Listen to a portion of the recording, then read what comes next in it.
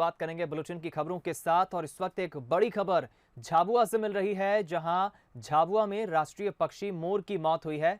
यहां पर 1, 2 या 3 नहीं, 5 मोरों की मौत हुई है। 5 मोर जिनकी मौत हो गई है। खबर मिल रही है 5 मोरों की मौत से इलाके में दहशत का माहौल है। बताया जा रहा है ये सभी 5 मोर खेतों में मरे हुए मिले और ग्रामीणों ने जब इसको देखा, 5 मोरों को देखा मरे हुई हालत में, मृत अवस्था में, तो ग्रामीण हैरान हो गए। वन विभाग की टीम को इस बात की तुरंत सूचना दी गई और प्रारंभिक तौर पर ऐसी आशंका व्यक्त की जा रही है कि इन 5 मोर की मौत बर्ड फ्लू के चलते हुई है। झाबुआ के मदरानी गांव के एक खेत का यह मामला है, जहां 5 मोर मृत अवस्था में मिले हैं। हम रुख करेंगे विष्णु ब्रजवासी का। हमारे संवाददाता इस वक्त झाबुआ से फोन लाइन पर जुड़ गए हैं।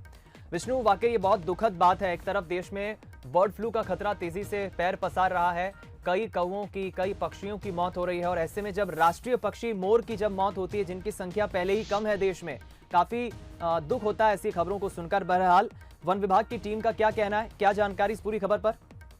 जी दीपक, देखिए बिल्कुल ही आज जब ग्राम मदरानी में 5 मोरों को मृत अवस्था में देखा गया था, उसके बाद से ही इलाके में दहशत का माहौल बन गया था और ग्रामीणों ने इसकी सूचना वन विभाग के आला अधिकारियों को दी थी, जिसके बाद आला अधिकारी मौके पर पहुंचे हैं और मृत मोरों की जांच सैंपल लेकर जांच के लिए उन्हें भेजा जाने के लिए तैयारी की है पूरी वन विभाग ने। जी दीपक, ये किस वक्त की घटना है विष्णु, क्या आप बता पाएंगे? सुबह जब ग्रामीण खेत में पहुंचे थे, कितने बजे के आसपास की घटना है? ग्रामीणों का क्या कहना है और वन विभाग के जब अधिकारी वहां पहुंचे, उनको सूचना दी गई, तो उनका क्या कहना है? जी दीपक, देखिए बिल्कुल ये जो मोर मृत अवस्था में मिले हैं, ये जंगल में मिले हैं और वहाँ पर इलाका घना जंगल है और उधर जब ग्रामीण उधर से गुजर रहे थे तो उसी रास्तों पर ये मृत मोरों को देखा गया और उसके बाद से ही उन्होंने वन विभाग के अधिकारियों को सूचना दी थी, जिसके बाद वन विभाग का अमला वहाँ पर पहुंचा और मृत मोरों का वहाँ से सैंपल लिए हैं। तो ये बताया जा रहा है कि अभी मोर की मौत कैसे हुई है ये अभी खुलासा नहीं हुआ, लेकिन ये आशंका जताई जा रही है कि जो बर्ड फ्लू की बीमारी चल रही है उसी से इन मौतों की मौत हुई है। धन्यवाद विष्णु, बातचीत के लिए, हमारे साथ खबर पर जुड़ने के लिए। बहुत दुखद बात है और इस पूरे मामले में हालांकि अभी ये जांच का विषय है, अभी ये पुष्टि नहीं हो पाई है कि इन 5 मोरों की मौत कैसे हुई है, इसके पीछे क्या कारण रहा। प्रारंभिक तौर पर आशंका बर्ड फ्लू के चलते जताई जा रही है। इधर देखिए, मध्य प्रदेश में 7 अलग अलग इलाकों के अलावा मध्य प्रदेश के साथ साथ 7 ऐसे देश भर के राज्य हैं जहां बर्ड फ्लू फैल चुका है। देश के 7 राज्य हैं और मध्य प्रदेश के कई जिले हैं। मध्य प्रदेश में बर्ड फ्लू का खतरा बढ़ने लगा है। अब तक प्रदेश के 13 जिलों में बर्ड फ्लू होने की पुष्टि हो चुकी है और यहां रोजाना मध्य प्रदेश में सैकड़ों की संख्या में पक्षियों की मौत हो रही है, जो वाकई कई सवाल खड़े कर रही है। ऐसी ही आपको हम मध्य प्रदेश के 5 अलग अलग जिलों की तस्वीरें दिखा रहे हैं। आपको जबलपुर, जौरा, ओरछा, मनावर और नेपानगर, इन अलग अलग इलाकों की तस्वीरें दिखा रहे हैं जहां कौवों के साथ दूसरे पक्षियों की मौत हो रही है और यहां प्रशासन भी इसको लेकर हालांकि अलर्ट है। मौत जो हो रही है, ऐसी घटनाएं सामने आने के बाद अभी वन विभाग की टीम भी सतर्क है, अलर्ट मोड पर है। हालांकि जहां पर मृत अवस्था में कौवे मिल रहे हैं, पक्षी मिल रहे हैं, उन्हें दफनाया भी जा रहा है।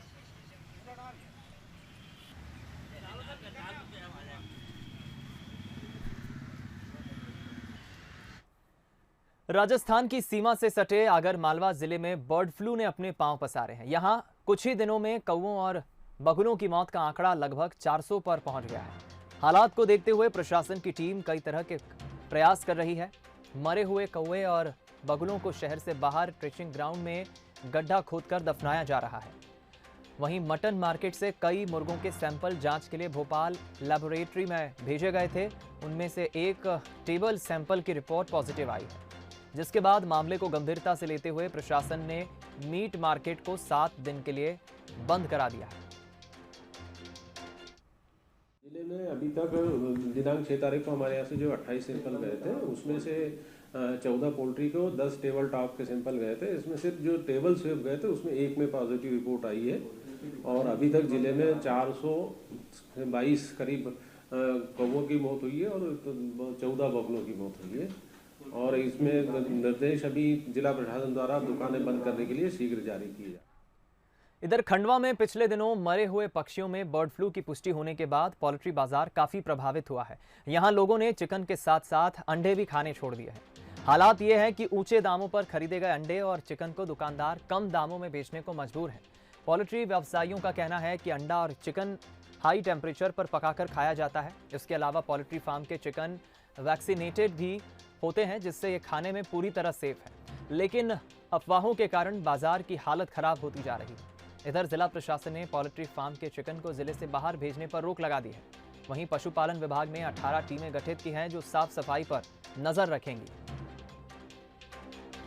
जैसे ही उनको नुकसान पहुंचता है पोल्ट्री इंडस्ट्री को, तो वो उनका कंजम्पशन कम हो जाता है और वो सीधा नुकसान फिर किसान पे शिफ्ट होता है। तो ये अगर कोई लोग जो पब्लिक अपनी इसमें इन्वॉल्व है, कुछ लोग इसमें कि इस तरीके का भ्रम फैला रहे हैं कि आपको इससे नुकसान होगा इसको खाने से, तो वो ये नहीं समझ रहे हैं कि हमारे किसान को नुकसान होगा। पोल्ट्री इंडस्ट्री का नुकसान सीधे किसानों तक जाता है, तो उनको इस बात को समझना होगा। और हमारी प्रेस से भी हमारी यही प्रार्थना है कि वो इस फैक्ट तक को लोगों तक पहुंचाएं कि आप किसी भी प्रकार से कहीं डरे नहीं, इसका सेवन पूरी तरीके से सेफ है। पोल्ट्री के जितनी भी दुकानें हैं और प्लस जो अंडा बेचना और ये सब जो उसको जो नियम है उसके अनुसार, प्रोटोकॉल के अनुसार आगामी कार्रवाई की जाएगी। इसके अलावा अभी कोई ऐसा वो नहीं है। इस एरिया के अलावा जो अन्य एरिया हैं वहाँ पे बस यही वो होता है कि लोग अपना ठीक से पोल्ट्री जो चिकन बना रहे हैं उसको पकाएं और अंडे ठीक से पकाएं। 70 डिग्री सेल्सियस के ऊपर होना चाहिए, तो सेफ़ है। बाकी जितने भी प्रोटोकॉल हैं उसके अनुसार आज से कार्रवाई जो है वो प्रारंभ की जाए। इन दिनों देश भर में बर्ड फ्लू का कहर देखने को मिल रहा है। ओरछा में आने वाले सोरका गांव में भी 2 दर्जन से ज्यादा पक्षी मरे हुए पाए गए, जिनके सैंपल पशु चिकित्सा विभाग के अधिकारियों ने मौके पर पहुंचकर एकत्रित किए।